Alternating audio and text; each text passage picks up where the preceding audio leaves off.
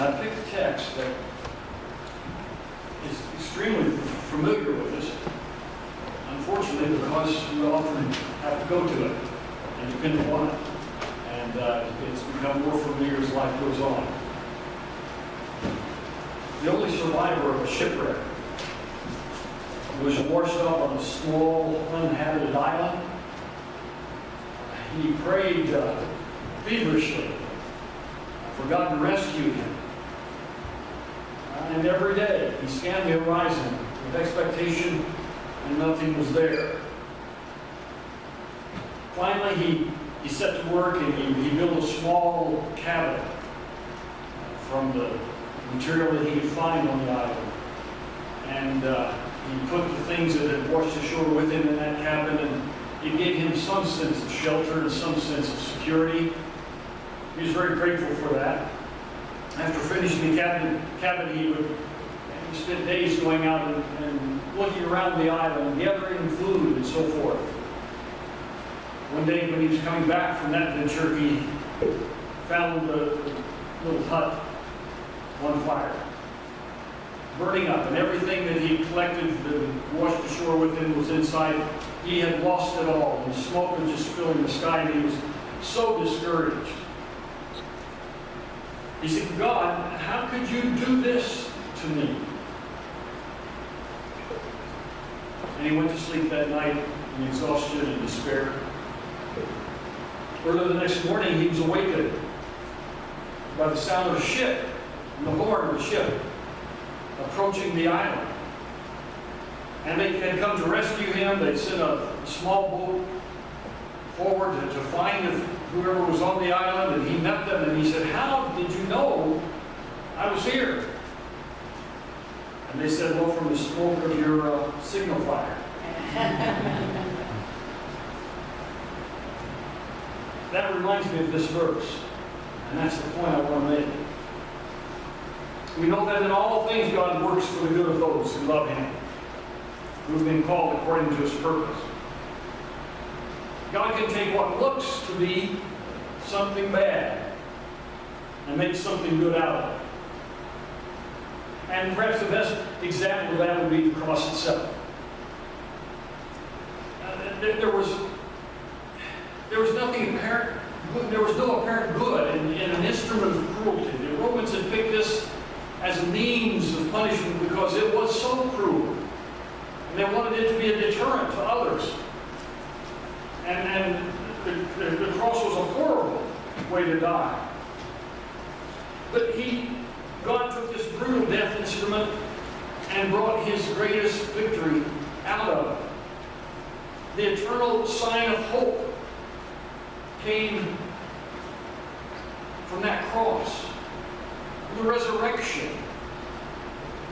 We go back to that time, and Friday seemed to be total failure. The day that Jesus died was a day of total despair and total failure as far as the apostles were concerned, the followers of Christ, those who loved Him, saw nothing but defeat and despair and failure. Saturday was nothing but a day of fear and grief and sorrow. But joy came in the morning, on Sunday morning, as God took what Satan and the Romans meant for harm and made joy out of it. So if you want to know what Romans 8:28 means, it is that God takes crucifixions and brings resurrections out of it. He takes the darkness of problems, the blackness of despair, and brings light. He turns evil into good. Only God can do this. And He can consistently do it. It's a lesson that He intends us to learn and to believe in and to hope in and to live in. In the book of Psalms 42, records the feeling of David, and David certainly had his ups and downs, didn't he? And David, in one of those times, wrote this psalm. As a deer pants for streams of water, so my soul pants for you, O God. My soul thirsts for God, for the living God. Where can I go and meet with God? My tears have been my food day and night. While men say to me all day long, where is your God? Every one of us have uttered that statement sometimes. When we feel desperately we need God. And we say, where have you been? Where are you?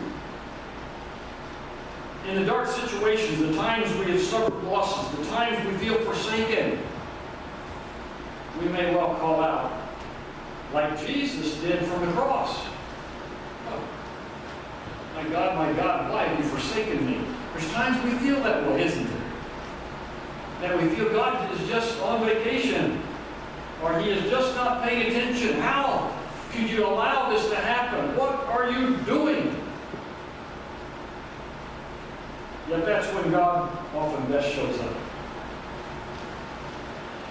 Dave McCarroll was the president of Pacific Garden Mission, and he wrote that illustration about the burning hut.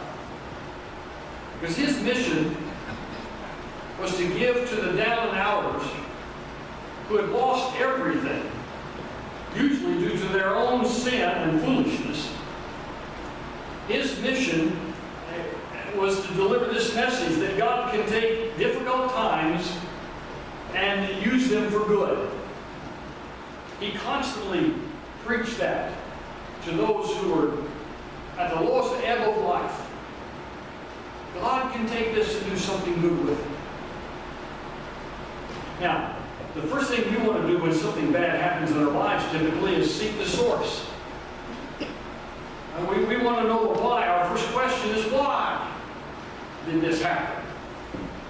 The causes for difficult situations and trials are many.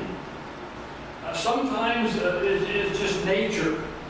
Natural laws are broken in some way, and consequences come.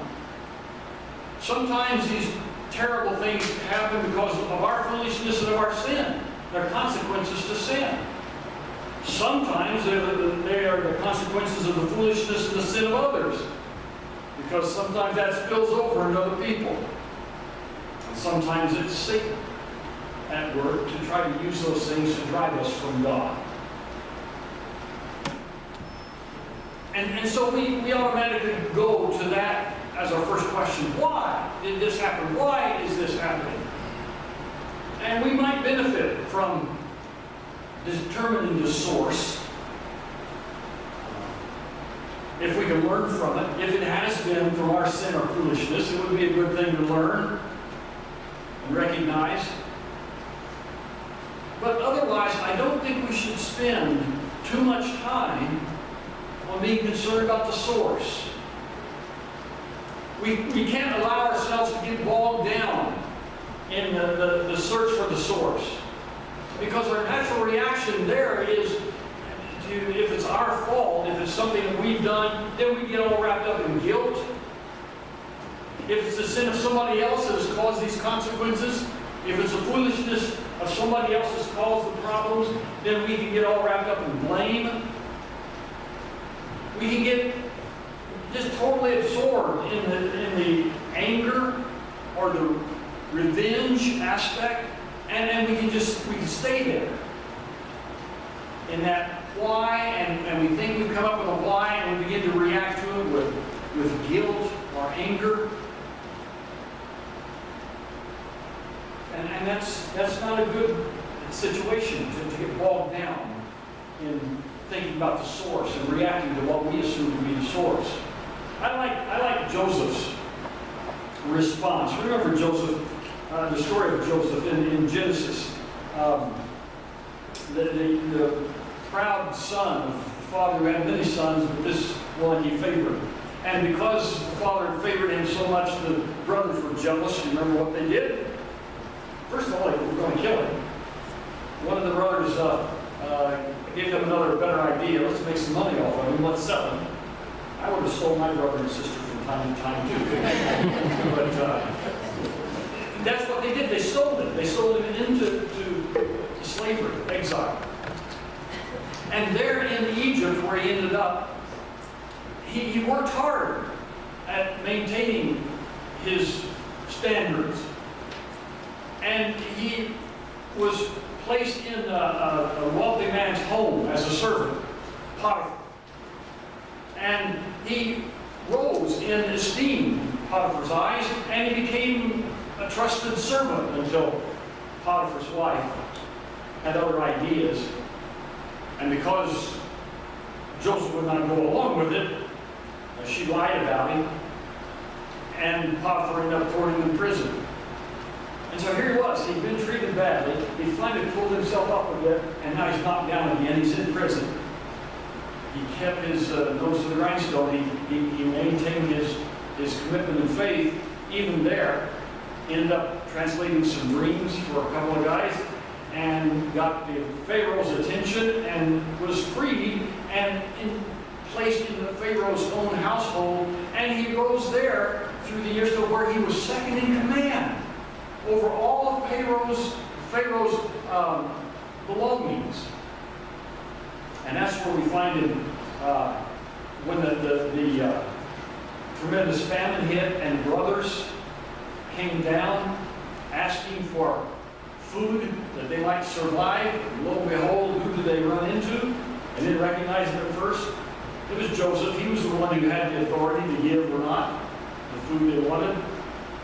And finally, it's a long story, but they came to recognize this was their little brother that they had so badly treated.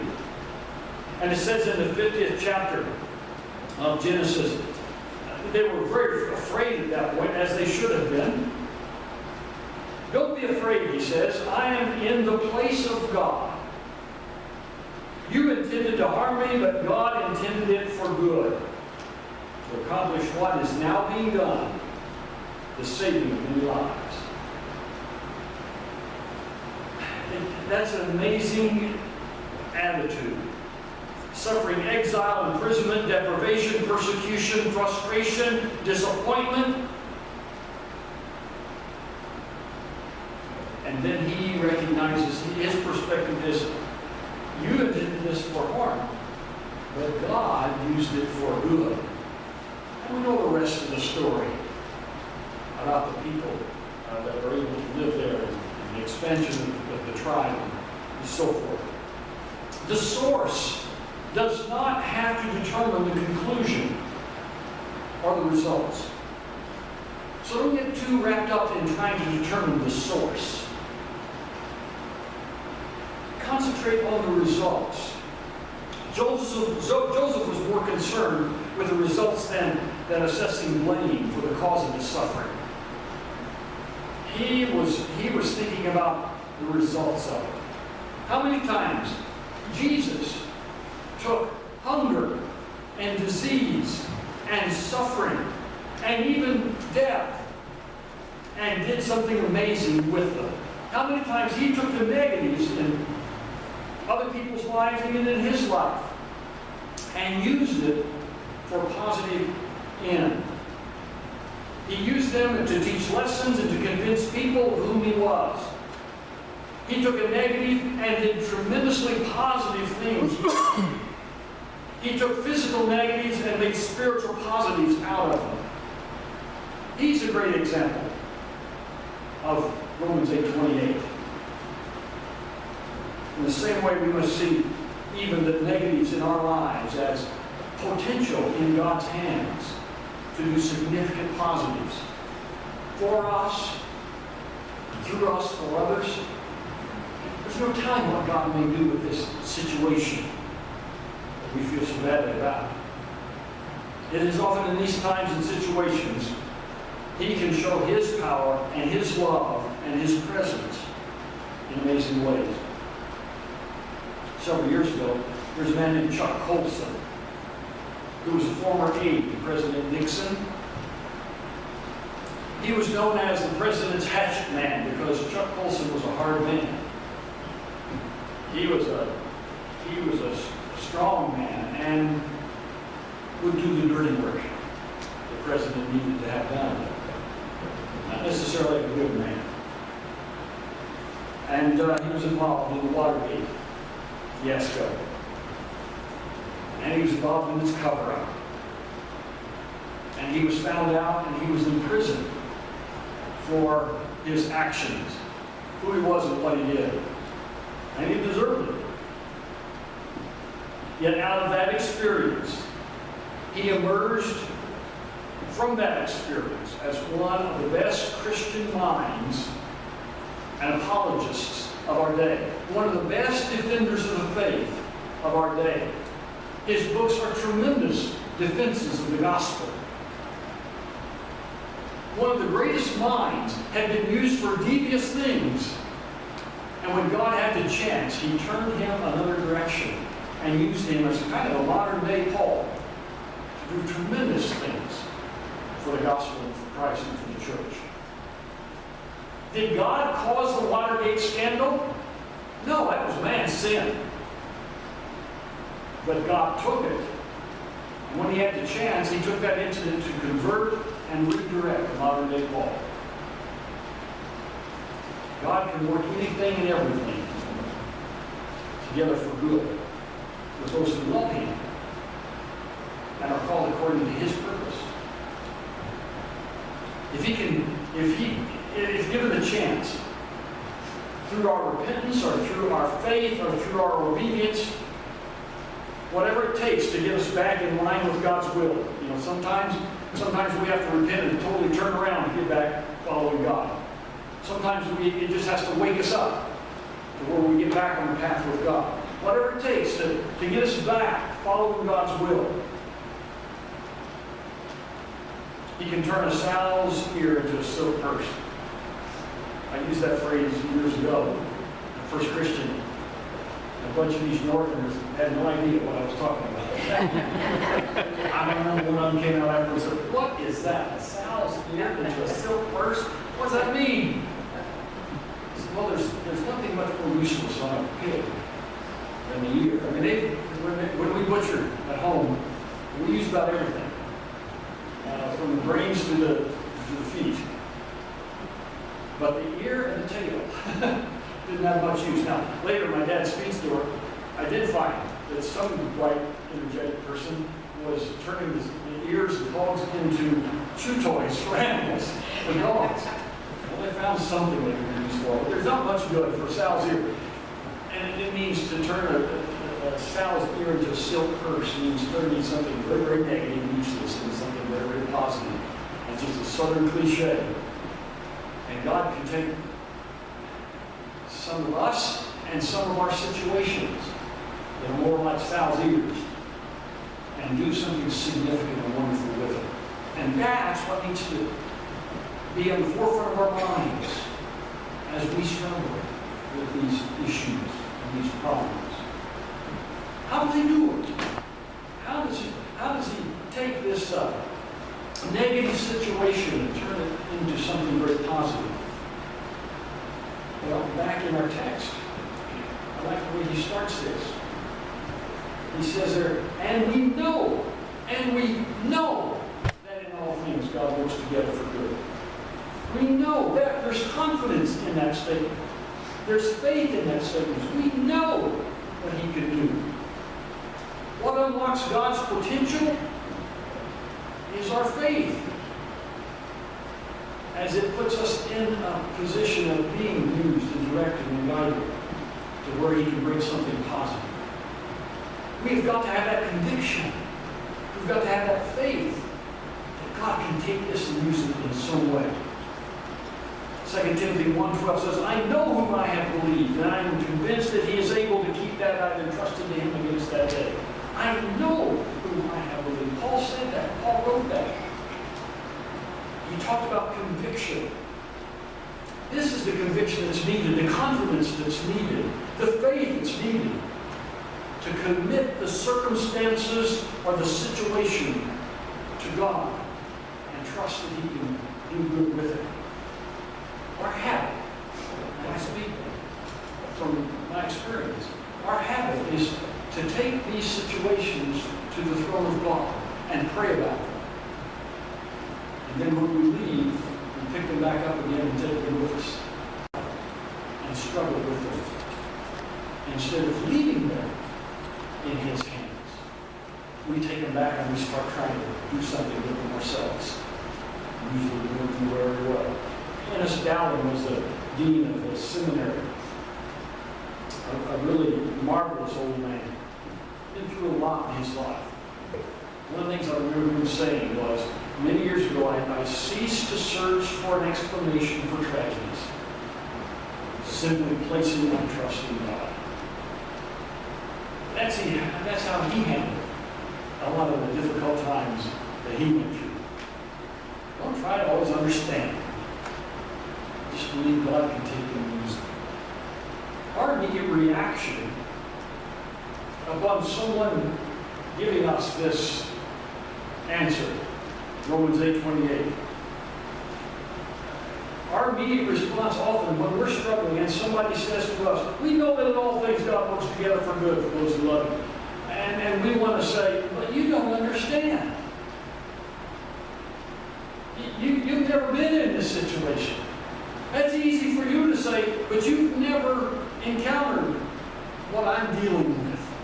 Isn't that often what the difference between minor surgery and major surgery? Minor surgery is what happens to you. When it happens to me, it's major surgery. When it's something that's happening to me, it's like nobody else has ever endured this. Nobody else has ever encountered this. Nobody else has ever dealt with this or suffered this because it's so huge and big and important to us. You want to know who wrote Romans 8:28? The same man who wrote 2 Corinthians 11, 23 through 27. I'm entering into the middle of the statement here. He's talking about what he's been through, the experience out of which he is teaching them, talking to them.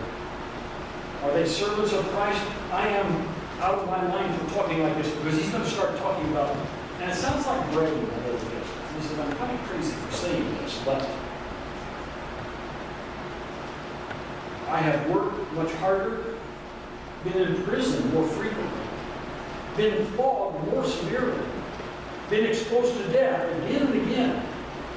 5 times I received from the Jews the 40 lashes minus 1. 3 times I was beaten with rods. Once I was stoned, and 3 times I was shipwrecked. I spent a night and a day in the open sea. I have been constantly on the move. I have been in danger from rivers, in danger from bandits, in danger from my own countrymen, in danger from Gentiles, in danger in the city, in danger in the country, in danger at sea, in danger from false brothers. I have labored and toiled and have often gone without sleep. I have known hunger and thirst, and have often gone without food. I have been cold and naked. That man wrote, we know that in all things God works for good to those who love Him. He knew whereof he spoke. He wasn't one of these fortunate individuals that never seem to have problems, that everything seems to go well with them. When they give that verse, people say, hey, you know what you're talking about. Paul knew what it was to suffer. Not because of his sin. Because of the sin of others, because of Satan, he knew what it was to suffer. Paul had seen what God has done in some pretty terrible situations. He had seen God guard him and use him through some very bad situations. And out of these bad situations came new converts and churches.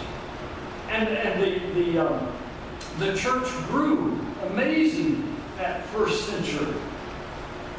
In the time of persecution, it grew. If God has given opportunity, through our faith and our obedience, if He's given the opportunity, He can direct you in negative situations into positive outcomes. Times are tough, but joy comes in the morning. Believe it. Fears are out there. promise. Believe it. Times are difficult, but you can live above troubled times.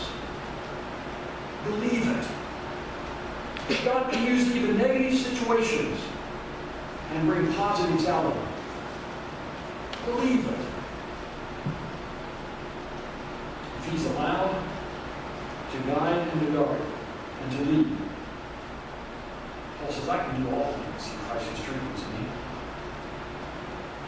Out of all that suffering, all those negative situations, he said, I can do all things in Christ who strengthens me.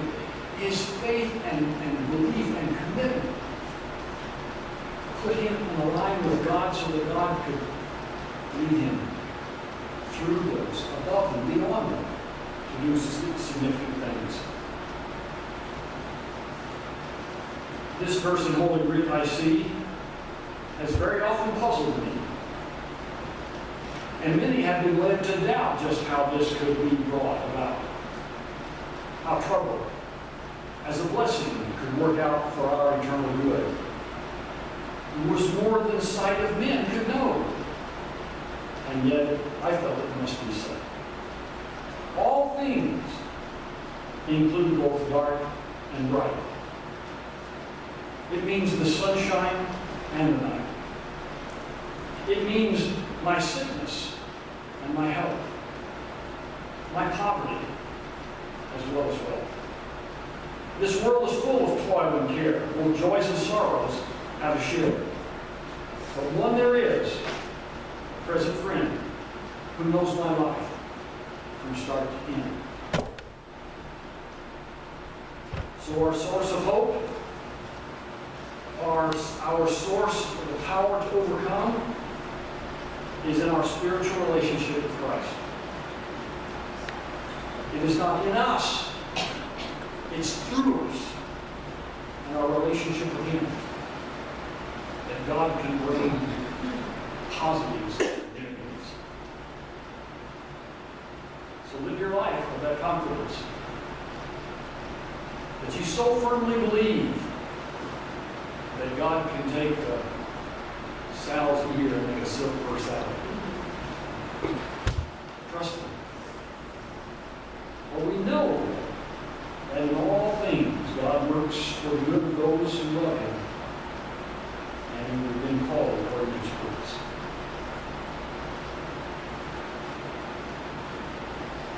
I hope this will pop into your mind from time to time, perhaps even this week when something tough happens, when some disappointment comes along, or when some deep, deep sorrow comes your way. A tragic loss. That you'll trust that God and only God can take this and make it good. And you'll be able to look above the situations of life and the context of life and have hope and endure and overcome. Let's pray.